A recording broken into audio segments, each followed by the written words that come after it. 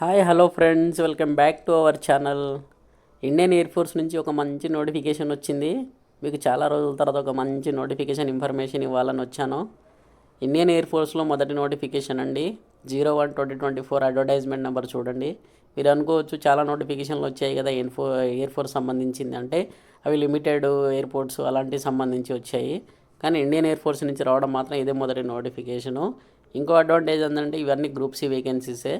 10th inter అర్హత ఉంటే చాలు, కంపల్సరీ జాబ్ కొట్టవచ్చు మనం ఇందులో వచ్చేసి మొత్తం 175+ వేకెన్సీస్ ఉన్నాయి. అంటే అన్ని రకాల ఉద్యోగాలు కలుపుకొని ఓన్లీ లోయర్ డివిజన్ క్లర్కే మాత్రం 157+ వేకెన్సీస్ ఉన్నాయి. ఇక దీంట్లో మన ఇంకో అడ్వాంటేజ్ ఏంటంటే మన హైదరాబాద్లోనే వేకెన్సీస్ ఉన్నాయి. అక్కడ మన ఎగ్జామ్ సెంటర్ కూడా హైదరాబాద్లోనే ఉంటుంది. ఇదొక అడ్వాంటేజ్ అండి. దీనికి సిలబస్ చాలా తక్కువ ఉంటుంది. కొంచెం కష్టపడితే ఈజీగా మీరు జాబ్ తెచ్చుకోవచ్చు ఇందులో. కాబట్టి ఇప్పుడు దీని గురించి ఇన్ఫర్మేషన్ తెలుసుకుందాం ప్రస్తుతానికి. ఇక head quarters western air command న్యూఢిల్లీలో వచ్చేసి టోటల్గా 30 వేకెన్సీస్ ఉన్నాయండి.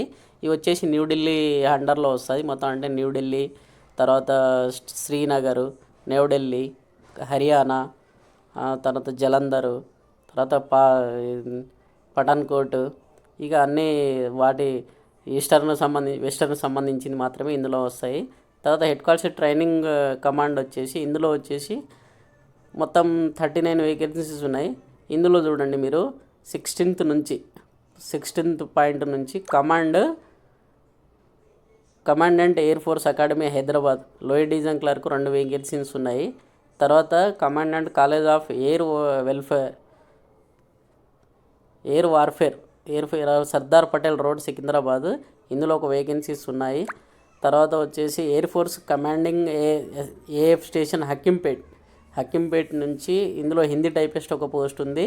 Station command AF station Begumpet Bowenpally post Secunderabad, ఇందులో ఒక వేకెన్సీస్ ఉన్నాయి. టోటల్గా ఈ రీజియన్లో వచ్చేసి హెడ్ క్వార్టర్స్ ట్రైనింగ్ కమాండ్ నుంచి మొత్తం 39 వేకెన్సీస్ ఉన్నాయి. తర్వాత హెడ్ క్వార్టర్స్ మెయింటెనెన్స్ కమాండ్ నుంచి మొత్తం 43 వేకెన్సీస్ ఉన్నాయి. ఓకేనా. దీనికి ఎగ్జామ్ సెంటర్ మన ఓన్లీ సికింద్రాబాద్లోనే ఉంటుంది. వేరే రీజన్లో కూడా ఉంటుంది. మన స్టేట్ వాళ్ళకి మాత్రం సికింద్రాబాద్లో ఉంటుంది. అందరికి ఒక మంచి అవకాశం అండి ఇది. దీనికి సిలబస్ కూడా చాలా తక్కువ ఉంటుంది. వేకెన్సీస్ చూశారు కదా.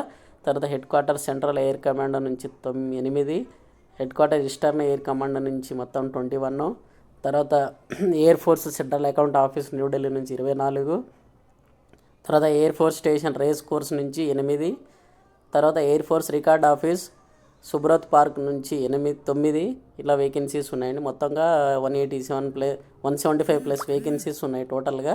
ఇందులో వచ్చేసి ఇప్పుడు క్వాలిఫికేషన్ డీటెయిల్స్కి వస్తే మనము లోయర్ డివిజన్ క్లర్క్ వచ్చేసి ఇది లెవెల్ 2 వస్తుందండి సాలరీ. అంటే లెవెల్ 2 అంటే 19,200 నుంచి స్టార్ట్ అవుతుంది.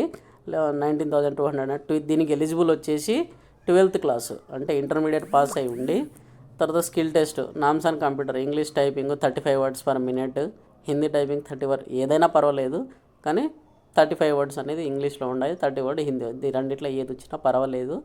దీనికి ఏజ్ రిలాక్సేషన్ చూసుకుంటే మామూలుగా 18 to 25 years ఉంటుంది. ఇక SC ST వాళ్ళకి 5 years రిలాక్సేషన్ ఉంటుంది. ఓబీసీ వాళ్ళకి 3 years రిలాక్సేషన్ ఉంటుంది. ఇక తర్వాత మనం దీనికి లోయర్ డివిజన్ క్లర్క్ చూసాం కదా. ఇప్పుడు సివిలియన్ మెకానికల్ ట్రాన్స్పోర్ట్ క్వాలిఫికేషన్ చూసుకుంటే 10th class ఉంటే సరిపోతుంది. Must be valid civil driving license for light and heavy vehicle. అంటే హెవీ లైసెన్స్ కానీ లైట్ లైసెన్స్ అని ఏదో ఒక కంపల్సరీ అయితే ఉండాలి. డ్రైవింగ్లో మోటార్ మెకానిజం అనేది నాలెడ్జ్ అనేది కంపల్సరీ ఉండాలి. మినిమం 2 సంవత్సరాల ఎక్స్పీరియన్స్ అనేది కంపల్సరీ ఉండాలంట అందులో. ఓకేనా. ఇక మీకు మ్యాక్సిమం అది హెవీ మోటార్ వెహికల్ డ్రైవింగ్ అనేది చాలా మందికి తక్కువ ఉంటుంది కదా. కాబట్టి lower division clerk and Hindi టైపిస్ట్కు చూడండి, చాలా మంచి అవకాశం ఉందిలో. 157+ వేకెన్సీస్ అంటే చాలా మంచి బెటర్ ఆఫ్ వేకెన్సీసే. ఇక దీని తర్వాత మోడ్ ఆఫ్ ఎగ్జామినేషన్ చూసుకుంటే వీళ్ళు ఏం చేస్తారంటే, ఇప్పుడు మనం అప్లికేషన్ పెడతాం కదా, ఆఫ్లైన్లో అప్లికేషన్ ఉంటుందండి.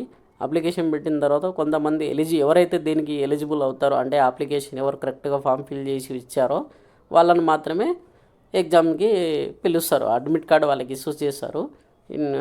చేసిన తర్వాత వాళ్ళని ఎగ్జామ్కి పిలుస్తారు. తర్వాత ఎగ్జామ్లో ఎవరైతే మంచిగా రాస్తారో వాళ్ళకి కంపల్సరీగా జాబ్ వస్తుంది. ఇక తర్వాత సిలబస్ చూసుకుంటే general intelligence, English, numerical aptitude, general awareness. ఇది ఒకవేళ మనం లోయర్ డివిజన్ క్లర్క్ కనుక అప్లై చేస్తే 12th class లెవెల్ మీద ఎగ్జామ్ ఉంటుంది.